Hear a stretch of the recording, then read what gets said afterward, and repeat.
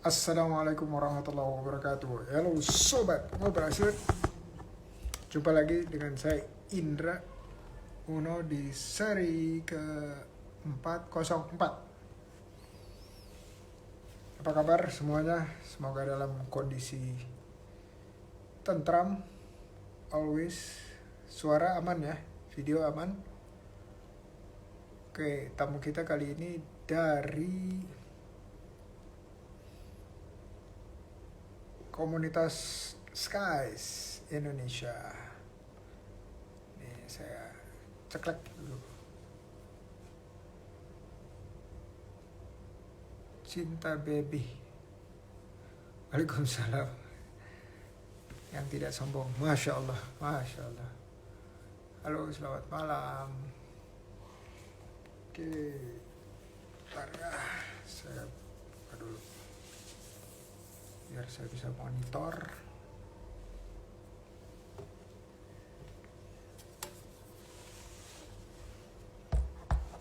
Nah, sebelum kita mulai, kita tayang yang satu ini dulu ya. Dari Moha Pacitan.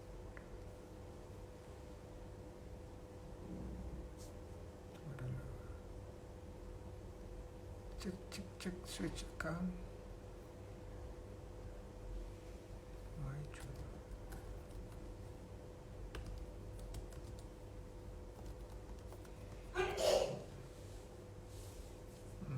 Oke.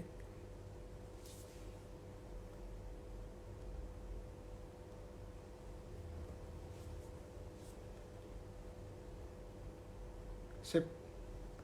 Ada Iva dari Moha. Pak minta masukan tentang pos-pos keuangan agar kita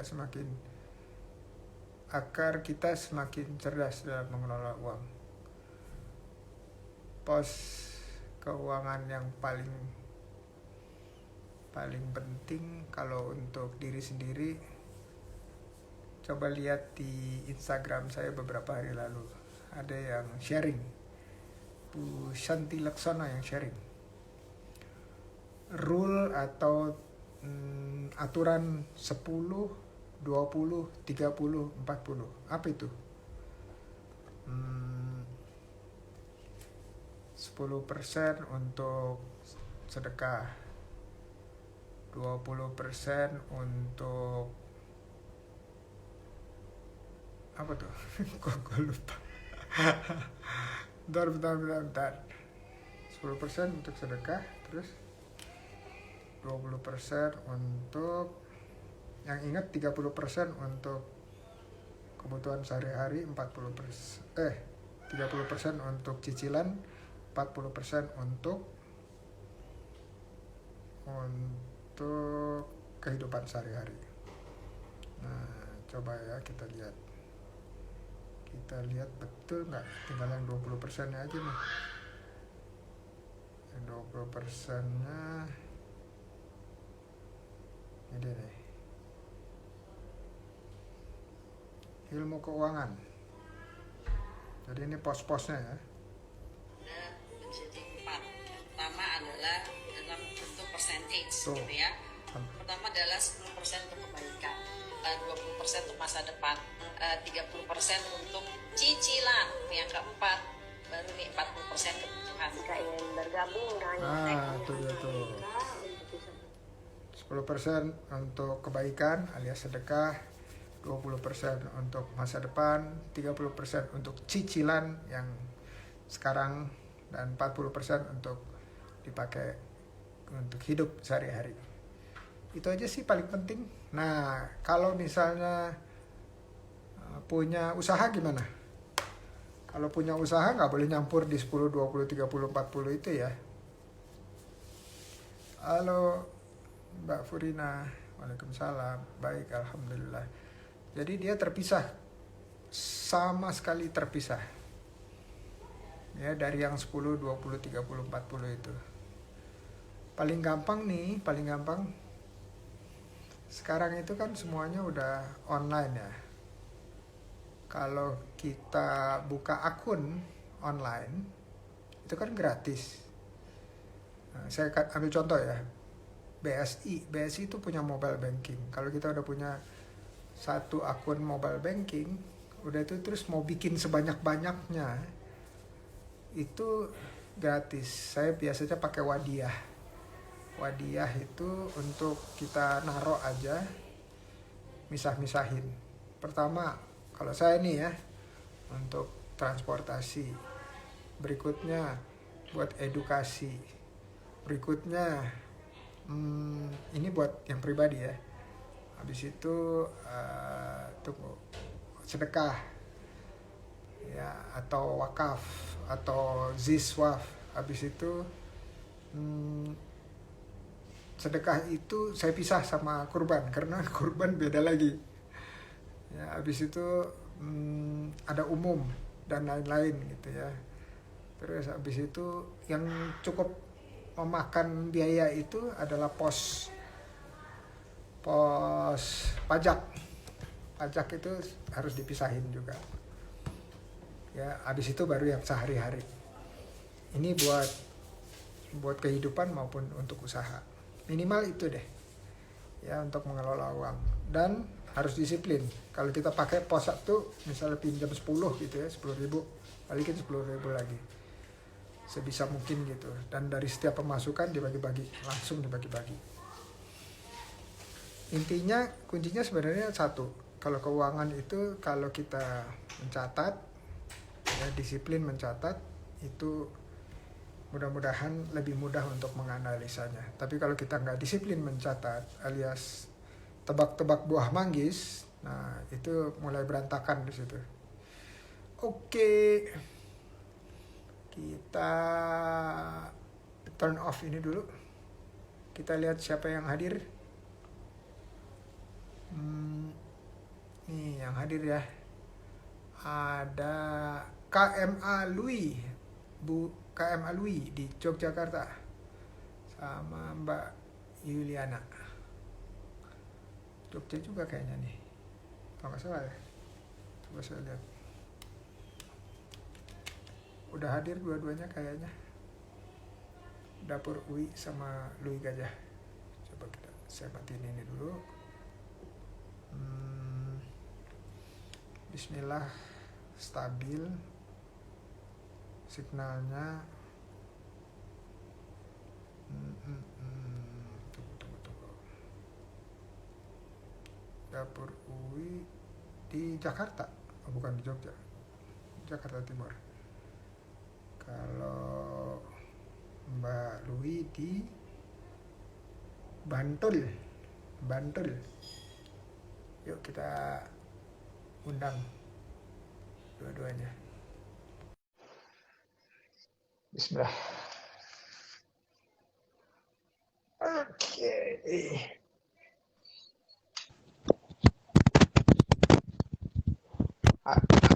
Halo. Suara saya kedengaran nggak? Iya. Dengar suara saya Pak Indra? Mbak Lui suaranya kok siti kecil. Kecil. Sekarang gimana Kalau Pak Indra? Mbak Yuliana masih loading.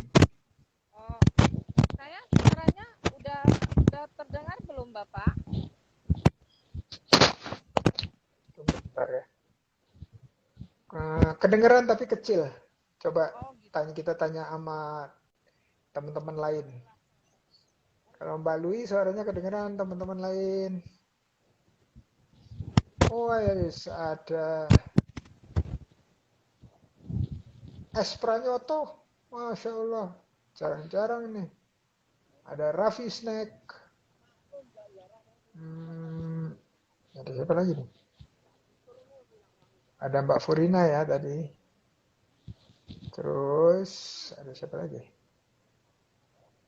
Tuh kan kecil suaranya tuh. Pak Lui kecil suaranya. Atau dibuka aja dulu. Coba dibuka ya. Dibuka nggak pakai handsfree. Bisa nggak? Nggak pakai handphone. Halo Bapak? Pak Indra? Halo Pak. ininya dibuka, dicopot dari handphonenya dicopot. Cek gitu. Oh, gitu. Cekrek.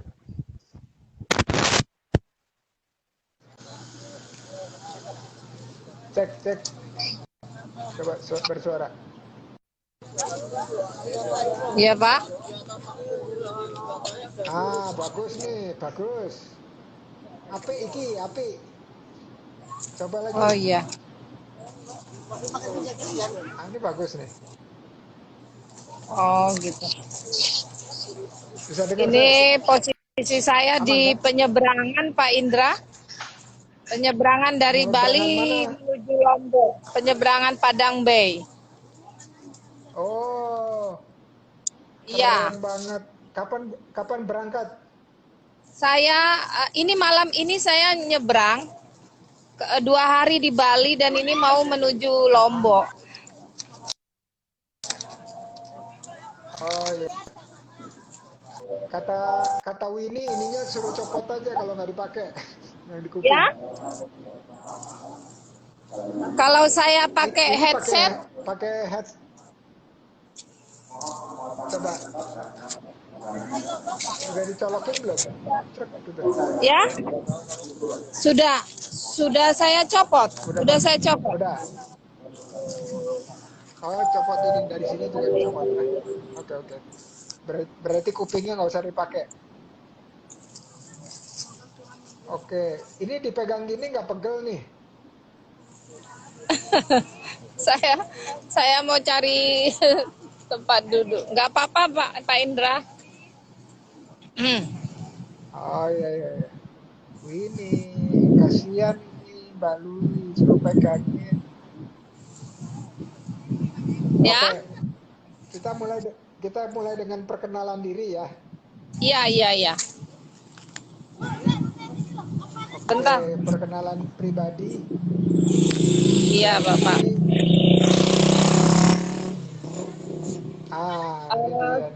Ya, Mbak. selamat malam Bapak Indra Cahya Uno selaku pendiri Gerakan Sosial Lapangan Kerja.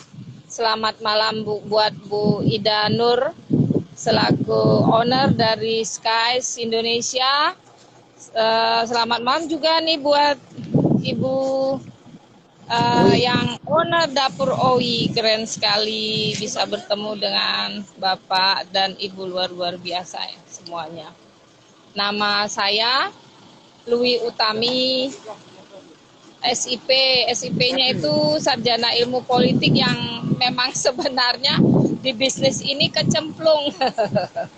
Ya, saya lahir di Tebing Tinggi. Tebing Tinggi itu tepatnya Medan, Sumatera Utara. Pak Indra. Oke. Iya. Masya Allah. Saya pikir orang Bali, bukan ya? Bukan, saya itu bapak orang Godean. Iya, ibu itu ada darah Thailand, Vietnam. Iya. Lewatnya mana? Terus hobi saya itu sebenarnya melukis, maka saya tuh profesinya pelukis.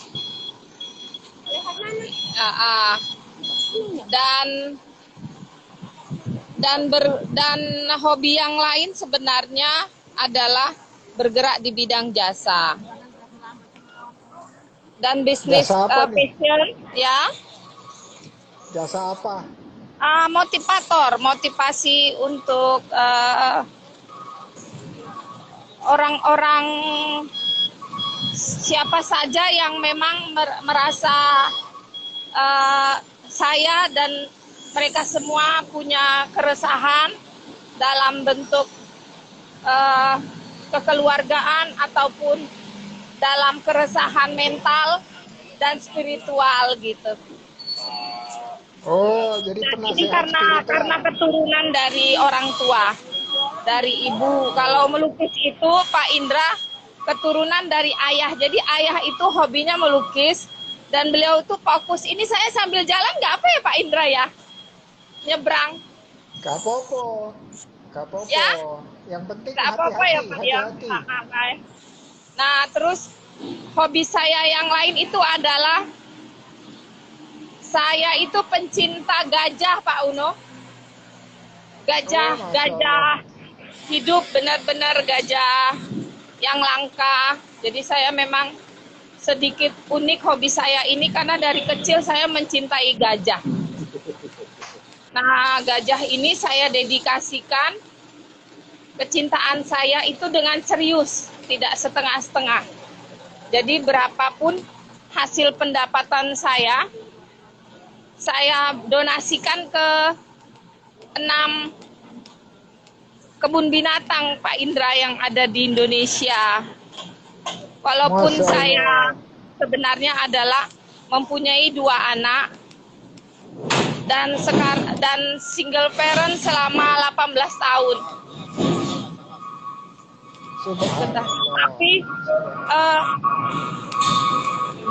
Tapi berbagi buat saya itu adalah kesungguhan hati aja, ingin memberikan yang terbaik buat apa yang saya sukai dan cintain. Seperti itu. Jadi sampai sekarang saya dedikasikan rumah saya sebagai galeri gajah. Jadi saya buat galeri lukis, namanya Galeri Gajah Pak Indra. Supaya orang-orang yang berkunjung senang, suka. Saya juga buat warung, namanya warungnya Warung Gajah juga. Gitu. Itu di mana tuh? Terus halaman rumah biar indah, biar anak-anak yang main juga teredukasi tentang gajah. Saya buat juga rumah halamannya penuh dengan patung gajah. Jadi saya tuh punya koleksi gajah itu hampir ribuan.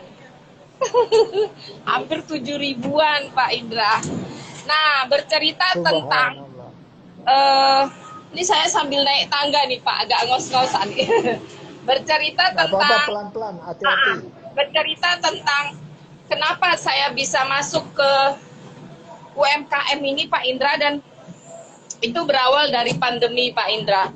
Jadi ketika pandemi, karya lukis saya itu galeri sepi Pak, tidak ada pembeli, karena yang bertanya pun tidak ada, apalagi yang beli. Kemudian banyaknya saya di rumah, akhirnya membuat saya itu berpikir untuk membuat suatu karya tapi tidak di atas kanvas, karena secara penghasilan itu saya benar-benar tidak ada pemasukan Pak selama pandemi. Dan seringnya saya itu mendengar berita televisi tentang masker, kekurangan masker Pak Indra. Akhirnya saya ini udah sampai kapal Pak, ini udah agak tenang. Akhirnya saya membuat masker di atas kain Pak, jadi melukis di atas kain dan untuk dibagikan ke lampu-lampu merah. Semua lampu merah saya tuh bagi-bagi sendiri sama anak gitu. Itulah awal cerita saya nyemplung di dunia bisnis fashion Pak. Nah kemudian Pak Indra, ketika saya buat masker, teman-teman itu banyak yang bilang, iki bagus Mbak, api, mbok jenengan gawe topi sisan, jadi topi karo masker gitu. Oh gitu ya, iya. Akhirnya saya coba Pak, saya coba, mereka baik, idenya luar biasa. Saya terapkan melukis di atas kain dengan buat topi. Ternyata topi dan masker itu payu Pak, payu. Malah saya tuh kelebihan order, kelabakan. Jo akhirnya saya disarani kalau beli kain itu gulungan Mbak, ojo sitik-sitik. Lah ya, saya nggak ngerti kala itu. Nah, ternyata ketika kita berpikir positif, mau belajar banyak hal dan membuka diri, dan mau berwawasan luas, ternyata peluang-peluang kecil itu bisa menjadi besar Pak. Akhirnya teman-teman terus bilang, Mbak, ini bagus. Saya usulkan ke dinas koperasi saja produknya. Nanti kalau sudah masuk dinas koperasi, nanti kan namanya tercantum. Ternyata di dinas koperasi di Jogja di Jalan Hosoko Hamionoto itu Pak diterima baik. Terus akhirnya saya disuruh membuat baju, tas, dan lain-lain Pak. Shawl, sandal, sampai akhirnya saya bekerja keras membuat batik ciprat dari kain polos menjadi batik, memakai malam dengan motif yang berbeda-beda, sampai akhirnya saya bawa ke penjahit setelah kainnya jadi, bawa ke tukang tas, tukang sandal, dan semua jadi. Saya bawa kurasi, alhamdulillah Pak, terus diterima, kurasi lolos, dan saya masuk mall ke mall. Nah, itulah idenya Pak. Kenapa saya kecemplung di dunia fashion yang saya sama sekali tidak ada bayangan ke arah sana Pak. Betul-betul. Memang iya saya bergerak di bidang model dulu, tapi tidak terpikir saya untuk menjadi seorang desainer atau lainnya. Nah, yang kemudian Pak, sekarang banyak yang mengajak untuk fashion show Pak, jadi menampilkan produknya. Jadilah saya desainer setelah itu. Semua ini tuh rezeki lompok yang saya nggak juga pikir sama sekali Pak. Jadi pandemi membawa nilai baru dalam hidup saya gitu Pak. Pak Indra. Ya. Nah, memang itulah ceritanya. Namun ada kendalanya juga Pak. Karena saya itu adalah pemula dan saya tidak tahu permainan keuangan, ya kan Pak. Dari disinilah saya itu terkadang di tengah semangat yang tinggi, modal nih kendala. Apalagi benar-benar kehidupan saya memang dari kecil sudah single. Anak saya kecil itu kelas 1 SD sama kelas 2 saya udah single Pak, udah kerja sibuk sana kemari menjadi tulang punggung yang harusnya saya jadi tulang rusuk. Tapi nggak apa-apa Pak, ini memang udah jalan saya nikmatin, saya hargain semua proses ini. Nah, itu aja yang membuat saya semuanya harus struggle Pak, membagi modal, membagi uang, membagi ide, membagi waktu, seperti itu Pak Indra. Itulah sekelumit tentang kenapa saya bisa nyemplung di bisnis, ceritanya seperti ini, dan kemudian kendalanya seperti ini Pak Indra. Begitu. Oke. Terima kasih Mbak Lui. Mbak Lui, ada satu lagi yang belum dikasih tahu. Kalau di Instagram itu ada namanya Taro Ribu. Coba cerita sedikit.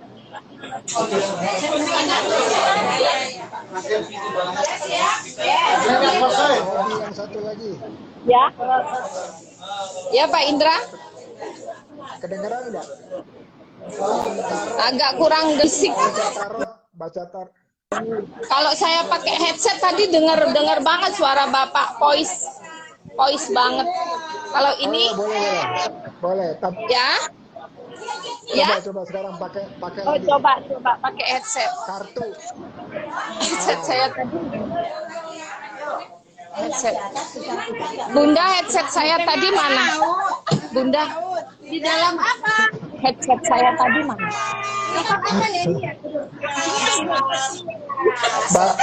Sebentar ya, Mbak. Mati. Bentar Pak Indra, maaf ini berisik banget. Aduh, maaf banget Pak Indra. Nggak apa-apa ya Pak.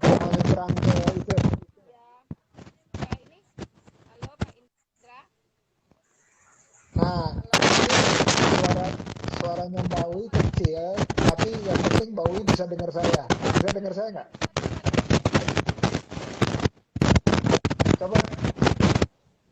Coba cerita mengenai yang hobi baca kartu tarot. Tapi kalau ngomong harus dibuka lagi headsetnya supaya suaranya gede lagi. Oh iya. Ini tentang tarot ya Pak. Dicopot lagi itu. Ininya dicopot lagi. Cuk gitu.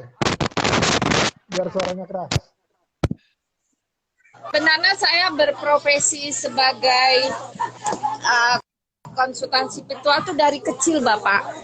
Jadi itu juga tidak ada yang ngatur, tidak ada yang menyuruh saya, semua alami. Jadi waktu kecil saya di Sumatera, orang-orang di sekitar saya itu kan saya tinggalnya di PTP 6, Pak. Jadi tinggalnya dengan orang-orang Cina, India, Belanda, ya. Di situ mereka memang di PTP itu banyak kendala, Pak, di perkebunan. Jadi sering sekali mereka minta kepada mama. Nah, saya manggil ibu saya mama. Karena di Medan tuh semua ibu dipanggil mama, Pak. Gitu. Nah, terus mereka minta untuk Ibu Kerto Raharjo, anaknya kan pintar. Tolong lihat gudang saya ada 3, kenapa ini begitu, kenapa yang ini bagus, kenapa banyak pembunuh bunuh diri, kenapa ada hantu, kenapa karyawan pada keluar, tapi di gudang yang lain baik-baik saja. Nah, seringnya mereka curhat sama mama saya selalu bilang, anak saya masih kecil, biar dia dengan dunianya. Itu selalu terulang, mereka minta tolong siapa aja, Pak. Itu jadi kemudian akhirnya saya kecemplung di dunia lagi, Pak. Karena ternyata mereka tetap memohon sama mama saya dan sama bapak saya untuk membantu melihat kondisi-kondisi ini di perkebunan. Jadilah saya anak kecil yang belum waktunya berekses dengan orang-orang dewasa, namun ini terjadi. Ini juga yang membuat saya akhirnya dewasa sebelum usia, Pak. Karena bertemu orang-orang bijak, bertemu orang-orang hebat, bertemu orang-orang tua yang saya salut. Saya anak kecil, tapi ucapan saya selalu didengar dan dilakukan sama mereka. Akhirnya itu mengalir, Pak, mengalir terus sampai akhirnya saya sekolah di SMP dan SMA.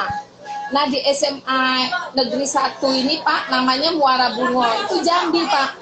Saya orang tua pindah, akhirnya saya pindah ke Sumatera.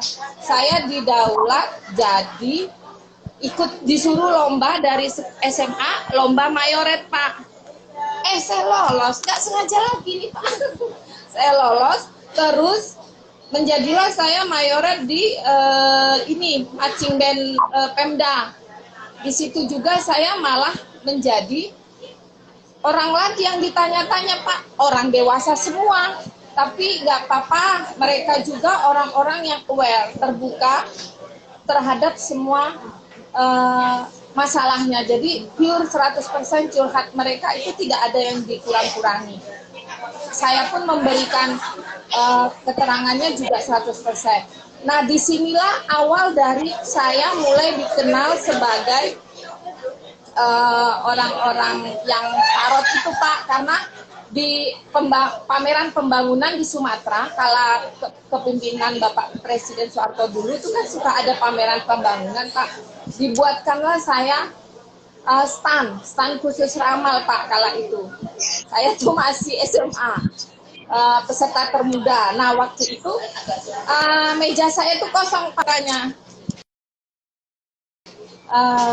Kak, kalau mejanya kosong gitu, kakak menerawang langsung. Oh iya, saya tuh kalau membaca orang langsung, tidak ada media. Jika kalau kosong gini, kurang menarik. Jadi orang cuma melihat kakak aja. Nanti nggak jadi nanya mereka. Cuma lihat-lihatan. Kalau ada media, nanti akan ada dari jauh sudah terlihat. Akhirnya saya bilang, oh ya, saya punya media. Saya punya kartu, silakan mulai hari ini nanti saya sediakan dan beritahukan kepada MC panitia. Oh iya, dari situlah Pak sampai sekarang profesi ini berjalan terus. Namun profesi ini tidaklah bicara tentang rupiah, tidak. Saya membantu sesuai kebutuhan mereka.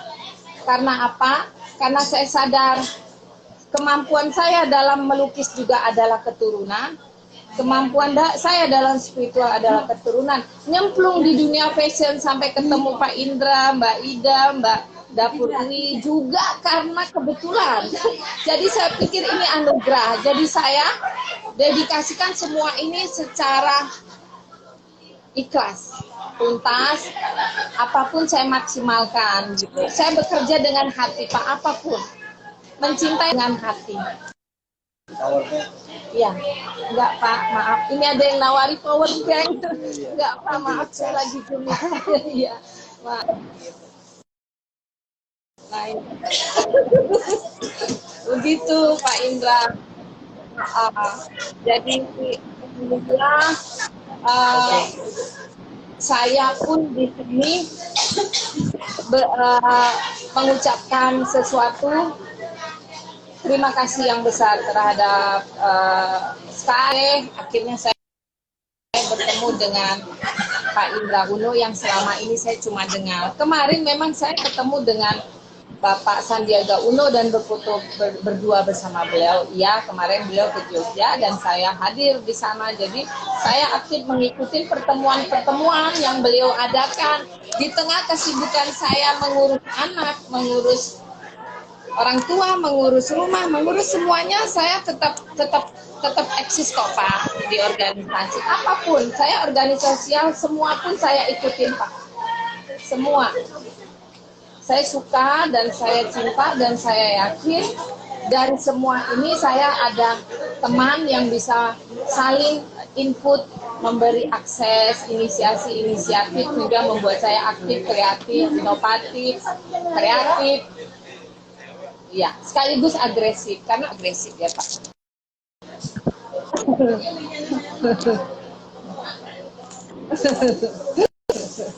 Mbak Uwi ketawa. Mbak Dapur Uwi ketawa. Oke. Halo Pak. Pak Lui, makasih. Iya Pak. Loading ya Pak. Maaf nih saya jadi Iya nih.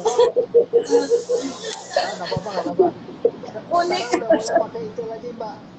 Udah Oh boleh iya, pakai ini. ini. Ya? Colokin lagi. Ya. Nah. Colokin lagi. Oke, Mbak Wi. Sekarang giliran Mbak Wi untuk perkenalan diri sekaligus promosi usaha. Iya. Saya sebenarnya luar biasa deh, talentanya banyak banget. Jiwa sosialnya Mbak Luffy keren banget. Mbak Luwi, pokoknya namanya kita tadi sempat kenalan, nama kita hampir sama ya, Luwi. Kalau saya panggilannya Uwi. Iya. Makasih. Ini Prof. Salam ya Prof. Makasih ya Prof sudah boleh kita bahas ini buat Nur. Sudah saya bisa di sini. Pertama, kenalin kan nama aku Diana Siramanti. Cuman orang karena dulu waktu kecil itu aku nggak bisa manggil nama Yuli, jadi aku manggilnya Uwi. Akhirnya dengan Dapur, ya itulah nama aku. Jadi hobi dari pertama kali saya ini Dapur Uwi itu dari hobi Prof. Jadi dari kecil bantu mama gitu ya untuk bantu. Pokoknya senang banget pokoknya. Jadi saya kecemplung di sini itu karena hobi dari kecil masak gitu. Terus punya saudara-saudara pun hobinya masak. Dan saya waktu kecil anak-anak kalau ditanya cita-cita mau jadi apa nih gitu. Banyak aja jadi dokter, jadi kalau saya enggak. Cita-citanya apa, Dek? Punya catering. Saya cita-cita dari kecil itu seperti itu, Prof. Jadi sudah dari kecil memang punya cita-cita seperti itu, dan kebetulan gitu ya, kan itu akhirnya saya bisa mempunyai Dapur Uwi ini gitu. Saya pertama kali bergabung untuk dapur UI ini di Jackpreneur itu tahun 2019 dari UMKM, kemudian 2021 bergabung dengan Steffi, direkrut sama Cin.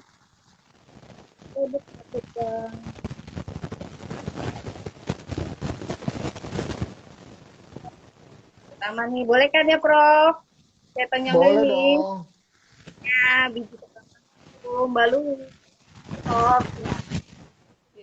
Saya punya keunggulan di biji ketapang, yaitu pertama, biasanya kalau orang kenal biji ketapang itu kan, orang pasti ingatnya, aduh, keras nih, sakit nih di gigi. Aku enggak. Jadi saya sudah mendekati ini, yaitu biji ketapang aku ini dicampur dengan keju, wijen, dan rasanya itu empuk. Pokoknya Prof nanti boleh coba deh. Nanti aku kirim deh ya Prof ya. Jadi memang saya merintis ini dari nol, dari saya kecil. Saya punya anak satu, dan itu memang hobi saya. Jadi dari mulai mulut ke mulut orang suka dengan berbagi. Jadi di dapur ini aja nggak hanya cuma biji ketapang, tapi ada berbagai macam seperti catering, kue dan lain-lain lah. Pokoknya ada gitu. Prof bisa cek dapur UI ya. Di situ ada beberapa macam. Nah, ini adalah salah satu produkku yang masuk di order dan sudah ada logo halal dan PIRT-nya. Itu salah satunya. Ada beberapa juga kayak ini Prof, ada kacang bawang, ada sistik, dan satu lagi orang banyak yang suka dengan minuman lemon aku ini gitu. Lemon nanas. Ini lemon nanas itu lemonnya aku pakai lemon California dari teman sesama UKM juga yang memiliki dia punya perkebunan lemon California di Jonggol dari dapur lemon. Jadi memang usaha ini saya jalani seperti yang Mbak Lui bilang. Katanya dulu saya adalah harusnya tulang rusuk, tapi sekarang jadi tulang punggung. Itulah. Sekarang itu kita jadi tulang punggung banget. Nah, saat ini memang bukan curhat ya Prof, tapi memang suami sudah tidak bekerja. Jadi saya memang harus berusaha lebih keras lagi menjadi tulang punggung bagi keluarga. Gitu. Dan memang harus tetap semangat. Pokoknya nggak boleh kita ngeluh sebagai perempuan. Pokoknya harus tetap maju ya Mbak Lui ya. Tetap walaupun bagaimanapun harus tetap maju, tetap semangat dalam berusaha, pokoknya itu. Jadi memang saya itu kadang suka gini, yang utama apa sih Mbak Wi, produk unggulan, ada beberapa produk unggulan. Yang pertama memang itu yang saya sudah punya halal itu dari Cistik, memang produknya kebetulan Cistiknya lagi nggak ada nih Prof ya. Jadi yang ada ketapang itu sudah ada legalitasnya. Sebenarnya itu yang dicari, dan kebetulan memang sudah kayak kemarin saya ikut di Bineka Prof. Jadi saya punya toko Bineka, kebetulan difasilitasi oleh POC nih, keren banget ya pokoknya kita ada di Bineka. Thank you banget buat SKS Indonesia sudah memfasilitasi kami untuk bergabung di toko Bineka. Itu saja di promonya ya Prof, ya buat Prof. Hanya itu aja. Harganya berapa? Harganya ini kan berbeda-beda ya Prof ya.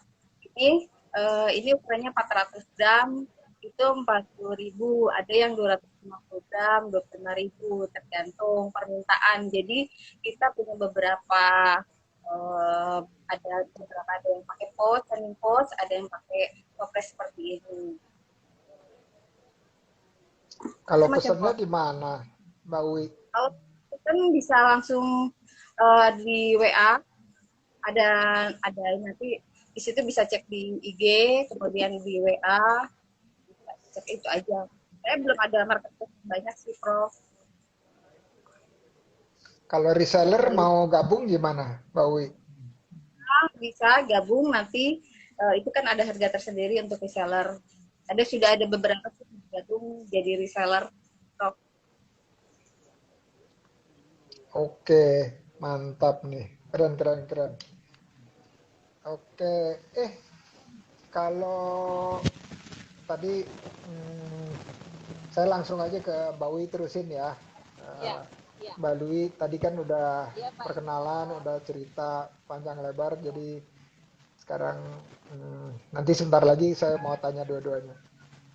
Kalau dari Mbak Wi sendiri, mentornya siapa selain Coach Idanur? Katanya Coach Idanur tuh udah dapur UI mantap, sudah masuk ke Festival Halal Istiqlal bersama Kemen Parekraf. Oh Mantap. iya, iya waktu itu ikut gitu. Coach Ida udah teman-teman, ayo ikut ya akhirnya sempat masuk yang kemarin pas di mau Lebaran ya, puasa kalau nggak salah waktu itu saya masuk. Oke, keren.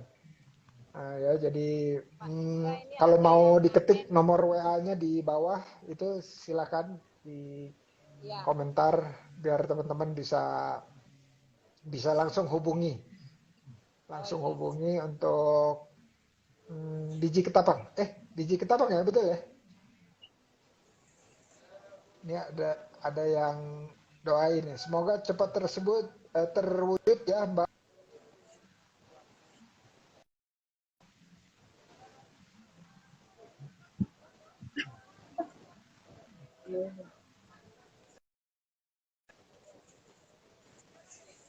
Wah, ini kayaknya fans berat nih. Soalnya bilang lemonnya juga enak juga. Waduh, mantap.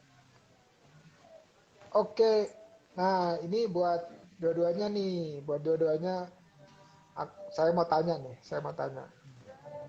Kalau ceritanya yang tadi kan udah bersama suka dukanya ya. Suka dukanya udah keluar. Nah, kalau dalam usaha juga tadi senang dengarnya bahwa terjadi kalau di Mbak Lui itu pivoting itu pindah jadi fashion dan jualan pernak-pernik ya. Nah, terus yang saya mau buka kesempatan kali ini adalah ada nggak cerita yang bisa dibagikan kepada teman-teman di sini yang terkait usaha, tapi yang duka laranya. Kenapa? Supaya hikmah dari duka lara tersebut bisa dipetik oleh teman-teman dan mereka nggak harus mengalaminya gitu. Jadi belajar dari pengalaman duka laranya Mbak Wi gitu ya, terkait usaha. Nah, habis itu saya memberikan kesempatan untuk bertanya ke saya. Bertanya apa aja terkait usaha. Ya, kalau saya nggak bisa jawab nanti saya bilang, Coach Ida Nur, tolong jawabin, gitu ya.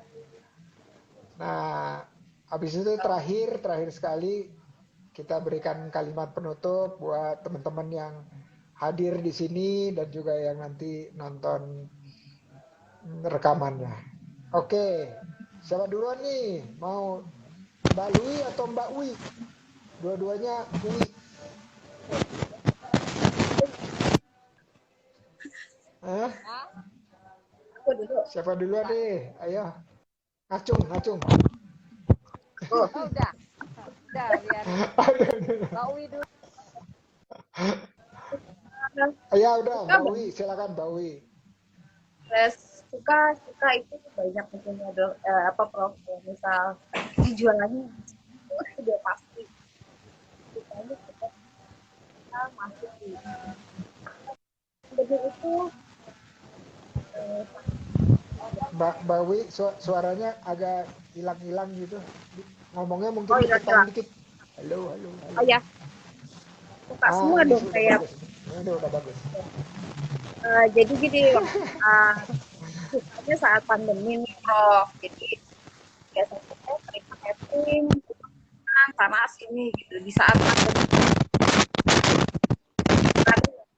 jadi kadang kalau ada ibadah kebaktian tuh sering banyak banget pesanan dari sana sini. Nah, pandemi kan tidak kuat.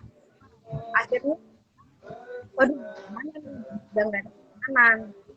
Jadi salah satu cara saat udah mulai saya udah aduh abis deh hilang pikiran nih gimana nih soalnya kalau saya ngirim ada makanan apapun kadang suka ditolak wah nggak mau. Akhirnya saya punya cara yaitu posting makanan di WA di IG itu jadi kalau ada yang kena isoman saya bilang saya bisa antar karena saya punya motor aja.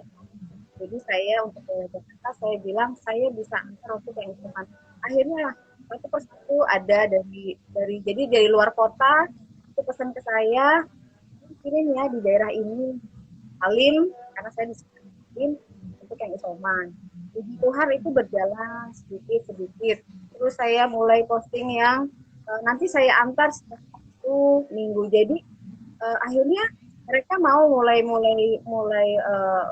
ayo deh pesen deh takut ke pasar ya Prof kan waktu zaman pandemi itu udah ke pasar pun takut. Akhirnya itu saya membuat cara yaitu mengirim makanan sampai delivery itu sampai ke tempat itu dengan motor saya bawa bronjongan sama teman di belakang saya antar satu-satu. Nah seperti itu jadi menurut aku nggak ada yang nggak mungkin lah kalau kita gitu loh pasti Tuhan kasih jalan gitu terus jadi dukanya ya seperti sempat untuk modal juga kan sempat yang aduh susah juga nih mau ngejalanin tapi modalnya susah. Nah itulah dukanya tapi tetaplah kemudian di saat pandemi semua juga mengalami tapi tentu kita tetap berusaha aja itu pasti usaha udah pasti saat dukanya itu ya. Oke. Lanjutin sama pertanyaan biar gampang. Oh pertanyaan buat Prof deh. Pertanyaannya gini Prof kan seorang pengusaha juga nih. Pengalaman Prof resiko terhadap bisnis yang Prof jalani nih. Pasti kita punya risiko bisnis dong sama gitu jadi saya pengen denger aja jadi apa sih risiko utama terhadap bisnis yang Prof jalani saat ini dan gimana atasinya kasih tip lah Prof itu pertanyaannya. Oke, makasih Mbak Wi. Nanti siap-siap kalimat penutup ya. Nah sekarang giliran Mbak Lui, tapi Mbak Lui kalau mau ngomong harus buka lagi tuh ininya. Soalnya kalau sekarang suaranya kecil gitu. Kecuali ada yang ngamen di sana. Iya. Sekarang kedengaran. Ya. Lanjut. Kalau ini kendala sama kejadian-kejadian di lapangan itu sebenarnya awalnya itu kan banyak informasi tuh Pak Indra saya untuk pameran di mana gitu kan ya tetap diikutin tetap dijalanin gitu kan. Nah pada saat pameran kan tidak semuanya itu laku atau ada yang laku banyak atau cuma sedikit tuh Pak Indra gitu. Kadang saya itu waduh ngelus dada. Soalnya apa Pak? Saya tuh kan nggak dua mobil, orang dua motor. Kenapa Pak? Mobil saya di rumah sakit waktu itu 3 bulan. Motor saya jual karena untuk biaya supaya anak yang kedua kuliah kan Pak, mau skripsi udah. Jadi proses saya dia nyemplung di bisnis fashion ini tantangannya berat banget. Wes gawe, modal mepet, kendaraan juga kemana-mana mahal kan Pak, wirawiri. Nah, di pameran tidaklah semua payung dengan baik. Nah, terus ada sedih Pak, sedih banget ada. waduh udah ngetok kayak sak mene kok ora entuk sak mono ya. Ngono. Tapi terus saya ada tips jadinya. Tipsnya itu ngene. Oke. Saya kan memang senang ini Pak, berpenampilan rapi gitu kan Pak ya. Jadi saya jadikan badan fisik saya, mental, pikiran, otak, dan kemampuan saya yang ada apa adanya ini, saya jadikan manekin Pak. Produk saya tuh selalu saya pakai Pak. Ternyata tips ini tuh cukup Pak. Kan banyak organisasi yang saya masukin itu sebenarnya kenapa motivasi saya masuk? Karena saya ingin produk yang saya buat, passion ini, diminatin. Akhirnya saya pakai lah Pak cara seperti ini. Wela, ampun Pak Indra. Jebol, ono wae sing tuku, ono wae sing pesen. Anteng aja dipesen kok Pak, batik ciprat. Jadi saya tuh usahanya batik ciprat Lui. Simbolnya gajah itu. Itulah Pak. Jadi ke orang sekarang nyebut saya Lui ciprat gajah. Ya Lui gajah yang ciprat-ciprat itu gitu. Jadi gitu. Nah, jadi trik ini menarik karena saya buat kalung yo payu, kelambi yo payu Pak, sandal yo payu. Kok meneh Pak, topi, masker gitu. Akhirnya nambah semangat Pak. Oh ya, balik modal semua, alhamdulillah. Saya syukuri berapapun yang dapat. Nggak dapat aja saya syukuri apa meneh. Entuk toh Pak, gitu. Itulah suka dukanya Pak. Ya, dan solusinya. Nah, how to solution. Jadi setiap masalah harus ada solusinya. Gitu. Apa ya Pak, pertanyaan Pak Indra? Ada. Jadi kalau nggak nanya Pak, udah tekong. Pak Indra, Bapaklah yang jadi ikon di Skies OKOC. Bapak pendiri Gerakan Sosial Lapangan Kerja. Pertanyaan saya cuma sederhana Pak Indra. Bantulah orang-orang seperti kami ini Pak. Banyak sekali orang-orang yang sama nasibnya seperti saya. Dia single, dia pekerja keras, benar-benar menghidupi semuanya dia, namun dia punya visi dan misi yang luas. Kendalanya adalah bimbing kami, peluk kami dengan apa pelatihan-pelatihan Pak. Ada solusi-solusi. Sampai nanti pada akhirnya solusi keuangan. Itu pertanyaannya Pak Indra. Pak Indra boleh merapat ke Yogyakarta. Yogyakarta itu hangat Pak untuk orang-orang yang di Skies OKOC. Mereka selalu guyup, rukun, ada pertemuan selalu melu Pak, melu terus. Demi apa Pak? Demi berkembang dan terus berkembang. Itu sih Pak pertanyaan mendasar. Ya terima kasih buat OKOC dan bersama dari semuanya. Ya, ini saya boleh pakai headset Pak untuk dengar suara Pak Indra? Boleh ya Pak? Boleh.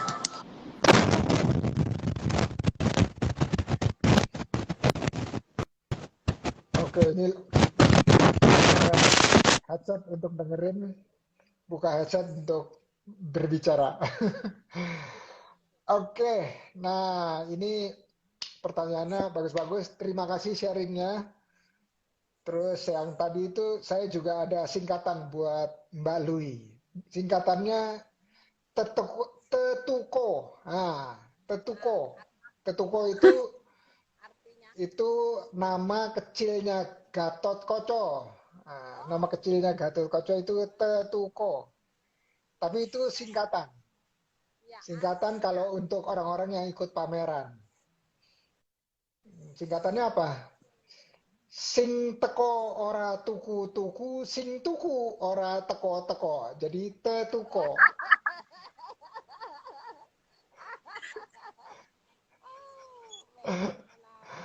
Iya, kalau bahasa Indonesianya yang datang nggak beli-beli, yang beli nggak datang-datang, nah, gitu ya. Tapi kalau bahasa Jawa tuh seru gitu ya, karena semua itunya akhirannya sama. Sing teko ora tuku-tuku, sing tuku ora teko-teko.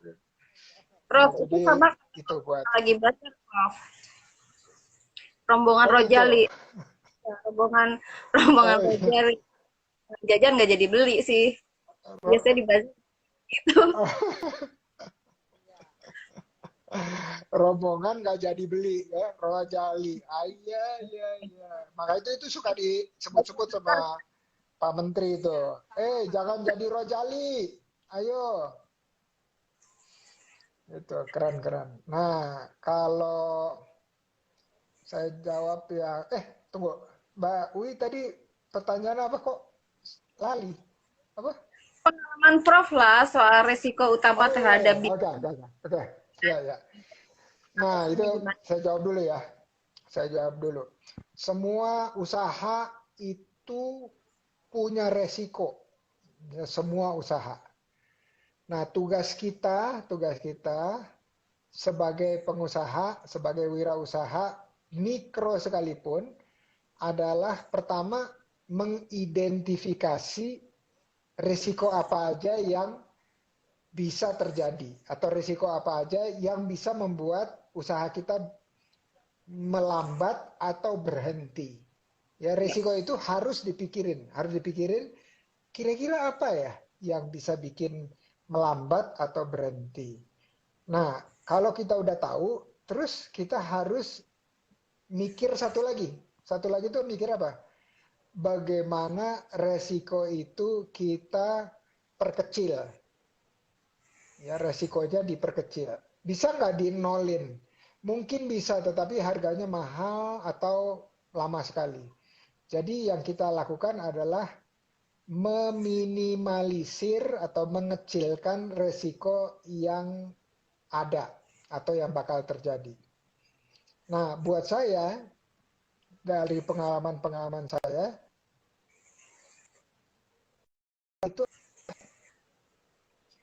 orang terbaik atau orang yang paling kompeten pergi dari usaha tersebut. Itu yang paling tinggi menurut saya. Jadi manusia-manusia Prof, kompeten, manusia-manusia, cek suara saya kedengeran. agak Ya, putus-putus sih jadi Prof tadi. oh iya, sekarang gimana? Cek 1 2 3.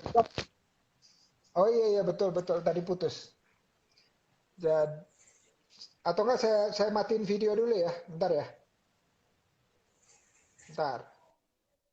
Oke, cek 1 2 3. Saya matiin video biar suaranya lebih lancar. Lebih lancar nggak?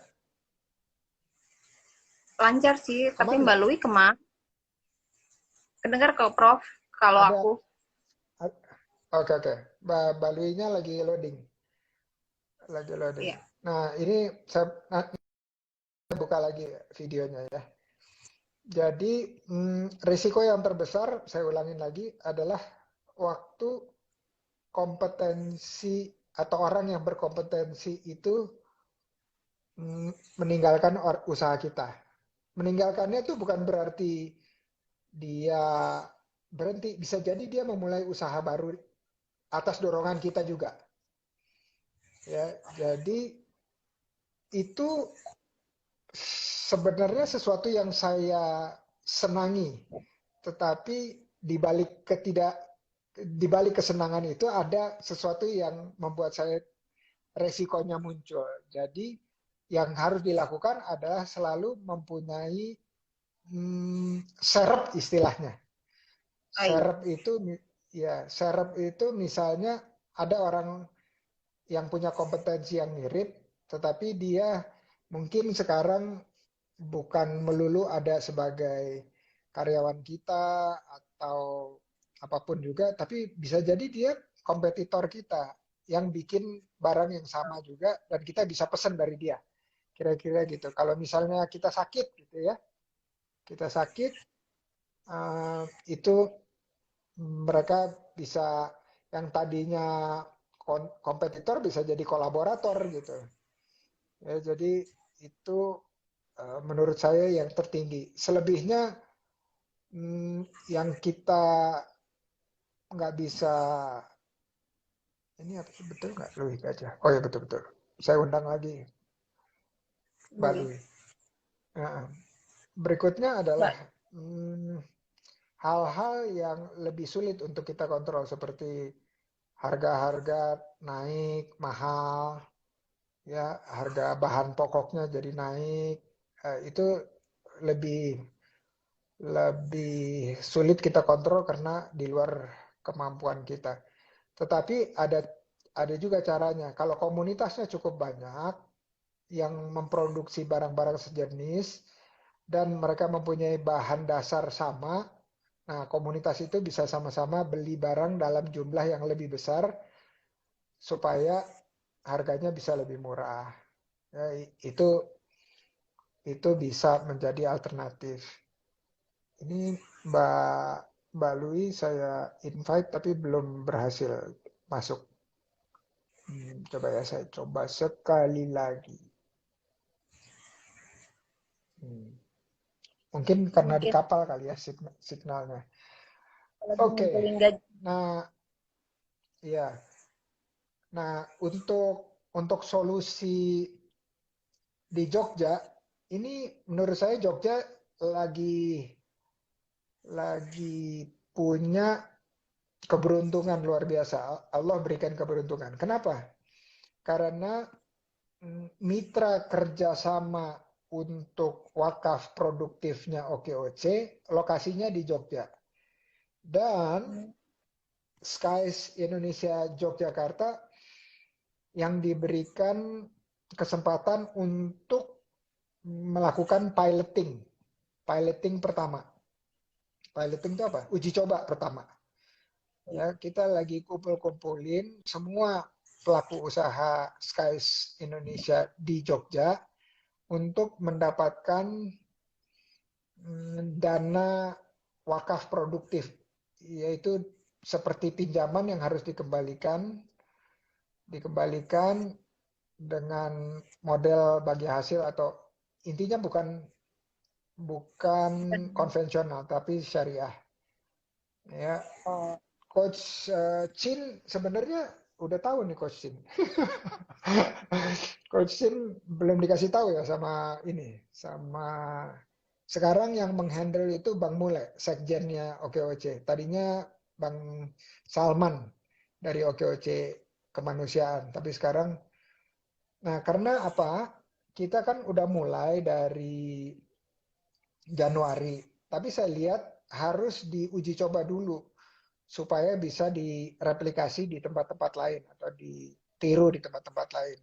Jadi yang ada adalah kita mulai kumpulkan dana untuk dipinjamkan sebagai modal untuk naik kelas bagi teman-teman Skies Indonesia di Jogja. Nah, kalau yang lainnya dengar bisa ngiri, kok Skies Indonesia sih yang dikasih? Soalnya Skies Indonesia itu salah satu yang aktif di Jogja. Jadi kita memberikan kesempatan pertama mungkin 3-6 bulan ke depan gitu untuk sampai satu putaran gitu ya, mulai dari pinjaman modal untuk naik kelas terus sampai pengembaliannya dengan jumlah yang kita coba itu jumlahnya kecil aja ya mungkin 1 juta gitu atau lebih sedikit gitu supaya apa biar gampang untuk kita uji coba.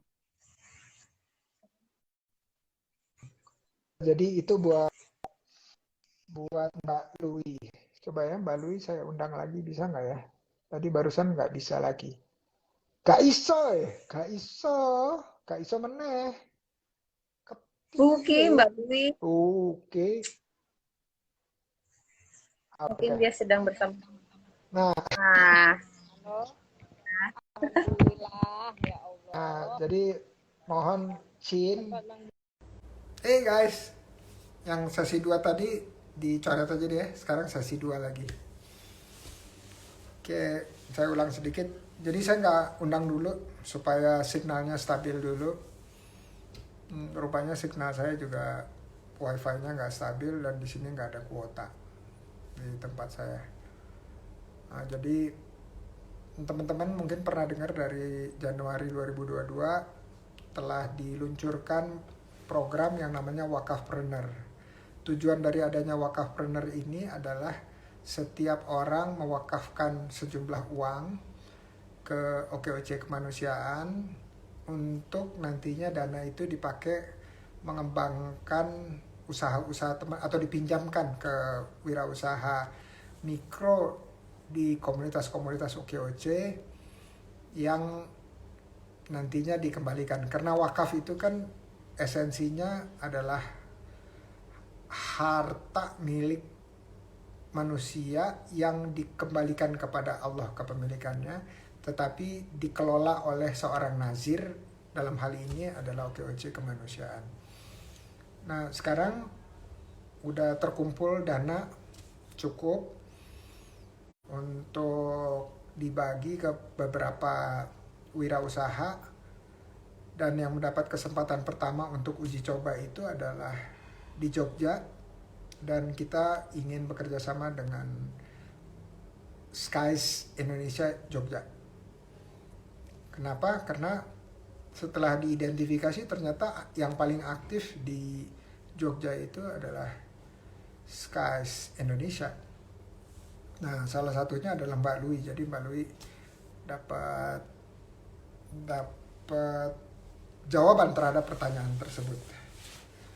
Ya, mudah-mudahan itu membantu. Nah, saya mau undang lagi buat kalimat penutup masing-masing, dan mudah-mudahan signal wifi saya stabil nih. Soalnya tadi berapa kali ngundang itu. Oh ya, saya tambahin satu lagi ya. Jadi gini, nanti konsepnya wakafpreneur itu adalah begitu itu udah berhasil diuji coba, dia akan didistribusikan programnya ke seluruh komunitas yang ada di OKOC. Agar apa? Misalnya komunitas OKOC di Jogja atau di Jakarta Timur gitu ya. Itu mereka punya, kalau memberikan wakaf ke wakafpreneur, kembalinya itu adalah ke anggota komunitas sekelilingnya, komunitas yang sama, misalnya Skies di Jakarta Timur yang membutuhkannya. Jadi kita sebagai pewakif itu melihat dana wakaf tersebut kembali ke teman kita, tetangga kita, keluarga kita. Ya, jadi tujuannya nantinya ke sana. Mudah-mudahan sambil berjalannya waktu itu bisa menjadi sesuatu sistem yang sudah baku. Doakan saja ya teman-teman. Oke, saya mau undang Mbak Lui dan Mbak Ui untuk kalimat penutup. Saya undang Mbak Ui dulu. Terus ayo Mbak Ui. Yap, Mumpung belum putus, kalimat penutup. penutup. Kalimat penutup dari saya cuma singkat aja. Pertama, berdoa nomor 1. Yang kedua, berusaha. Jadi nggak hanya berdoa saja, tapi nomor 1. Maksudnya tetap berusaha, berdoa dan berusaha. Tetap semangat. Nggak boleh pantang mundur buat pengusaha-pengusaha, apalagi buat wanita-wanita seperti Mbak Lui ini. Keren banget pokoknya, superhero yang keren pokoknya. Terima kasih Mbak. Oke, berusaha Ya, dan Bapak berdoa. Indra. Makasih Mbak Ya. Ui kalimat penutupnya. Sekarang Oh ya. Mbak Lui kalimat penutup. Oke. Iya. Tapi Suka ininya itu dideketin dong. ya. Ininya dideketin. Iya. Ininya. Ya. Gajah ya, Prof. Prof, Udah. Udah, gajah. Prof. Udah bagus. Nah, itu bagus. Iya. Dari tadi Iya. Kek. Oh. Aduh. Ya maaf Bapak Indra. Ya. Motivasi dari saya sih, suka itu jangan setengah-setengah dong. Total dan berani berbuat dan berani berkorban. Jangan ragu-ragu, hadapi. Walau sulit sekali gitu. Aku udah ngerasakan sulit tapi hasilnya manis. Masya Allah. Oke, ini luar biasa kalimat penutupnya. Di balik kesulitan ada kemanisan. Iya, Yang penting ojo manis-manis. Ya, iya. Yang maksudnya penting ojo ini. kemanisan. Nanti bisa sakit gula lagi. Terima kasih. Iya.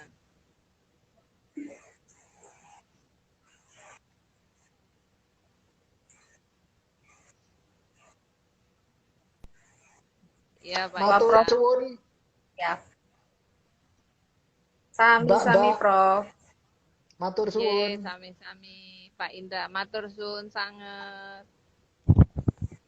Kasih Baik. Prof. Iya. Assalamualaikum semuanya yang di sini. Waalaikumsalam. Salam Prof. Terima kasih. Iya. Oke, teman-teman, itu tadi bincang-bincang kita dengan momi-momi hebat, perempuan mandiri. PHPM, perempuan hebat, perempuan mandiri. PHPM. Ya, banyak di kita kejadiannya tadi betul bahwa yang fungsinya tulang rusuk menjadi tulang punggung. Tapi semoga Allah memberikan kekuatan, kesabaran, keikhlasan, perluasan rezeki buat teman-teman semua. Dan buat Chin, senantiasa diberikan kekuatan kesehatan juga untuk mendampingi teman-teman. Karena menurut saya pendampingan itu adalah ruh dari keberlangsungan dan keberlanjutan dari usaha. Ya, keberlanjutan apa? Keberlanjutan dalam pertumbuhan. Insya Allah. Ya, Win putus terus. Kumaha atuh Win? Emir Satrio, Waalaikumsalam warahmatullahi wabarakatuh. Oke, saya mau mengucap juga yang dari tadi ya, Mbak Furina, yang udah komentar. Ada Rio Goyang, Ahong Yahya, terus ada Unaisah Anajiah, keren. Bir Peletok Bang Amir.